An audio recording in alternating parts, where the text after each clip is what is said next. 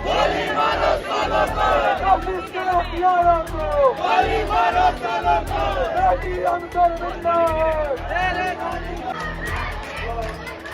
भूल नहीं अपराधी है,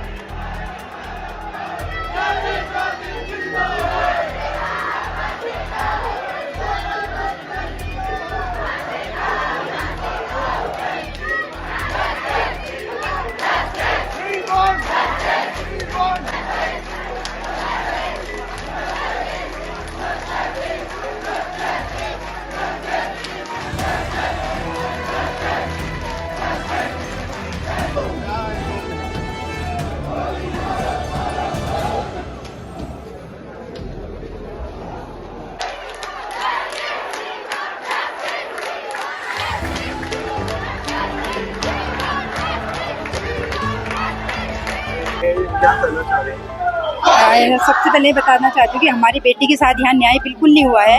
ये सब बहुत गलत फैसला लिया गया है। इसके लिए हम सब एकजुट होकर अपनी बेटी के लिए लड़ेंगे और जब तक हमारी बेटी को न्याय नहीं मिलता हम लगातार यह संघर्ष जारी रखेंगे। और यहाँ सभी को पता है आज हम लोग यहाँ पे एकत्रित हुए हैं, हम न्याय मांगने को एकत्रित हुए हैं। आज हम किसी से कुछ मांग नहीं रहे हैं। आज हमें हमारा संविधान है, हमें न्याय दिलाने का हमारा संविधान कहता है कि हमें न्याय का अधिकार है। हम अपने अधिकारों की लड़ाई लड़ रहे हैं और हमें न्याय मिलना चाहिए। धन्यवाद। नाम ममता भट्ट। आज जो यहाँ पे हमारी बेटी कशिश के साथ जो अन्याय हुआ है, या अन्याय सिर्फ कशिश के साथ ही है, यह हर उस बेटी के साथ है, हर उस महिला के साथ है, हर उस बहन के साथ की पीड़ा है जिसके साथ अन्याय हुआ है। ये हर उस महिला की चीख है। पहले कशिश के साथ बलात्कार होता है, फिर उसकी हत्या होती है, लेकिन सबसे बड़ा अपराध ये होता है कि हमारी बेटी कशिश को जो सुप्रीम कोर्ट है वहाँ से उसे न्याय नहीं मिलता, जबकि हाई कोर्ट से जो आरोपी था उसको फांसी की सजा सुनाई जाती है।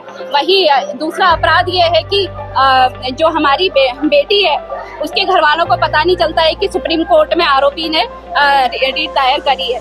तो हम सरकार से पूछना चाहते हैं, कब तक हम बेटियों की लाशों पर राजनीति करते रहेंगे? कब तक दरिंदे धर्म और जाति के आधार पर या किसी के संरक्षण के आधार पर बली होते रहेंगे?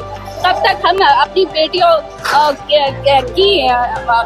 को राजनीतिक पार्टियों के उसमें तोलते रहेंगे? तो दरिंदा होता ही है, वो किसी राजनीतिक पार्टी का नहीं होता है, वो किसी जाति धर्म का नहीं होता है। अपराधी है।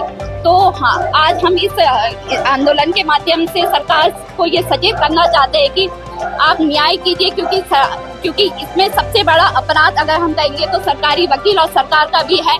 क्योंकि आज जो हमारी बिटिया के साथ न्याय नहीं हुआ है, ये सिर्फ एक छोटा सा संदेश है सरकार को। अगर आपने हमारी बेटियों के साथ न्याय नहीं किया तो ये आंधी, ये तूफान और भी बढ़ता चला जाएगा। और जब तक हमारी बेटियों को संरक्षण नहीं मिलेगा तब तक हम सड़कों पर रहेंगे, सड़क से सदन तक जाएंगे और अपनी आवाज को बुलंद करते रहेंगे।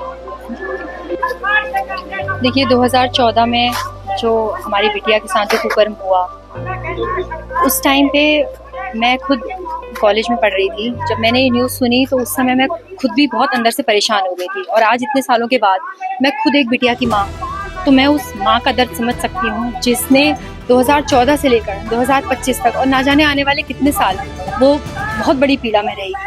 तो इस समय हम लोगों का बस इतना ही डिमांड है कि उस बिटिया को न्याय मिले, हर उस बिटिया को न्याय मिले जिसके साथ ये सब कुकर्म हुए हैं।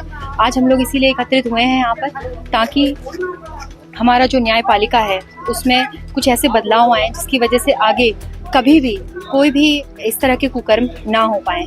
बस इसीलिए हम लोग यहाँ एकत्रित हुए। मेरा नाम, मैं पार्षद हूँ, डॉक्टर रेणुका जोशी।